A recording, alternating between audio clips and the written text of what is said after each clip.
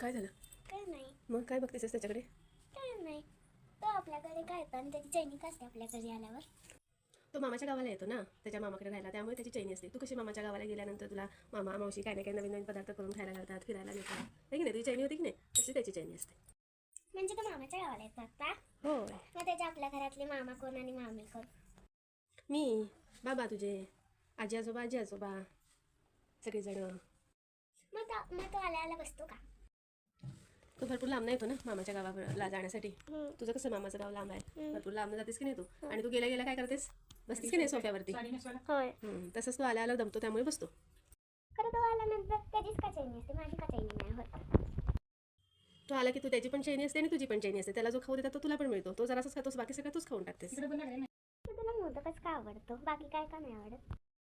मग तुला पनीरचीच भाजी का आवडते, बाकी का नाही आवडत पनीर भाजी?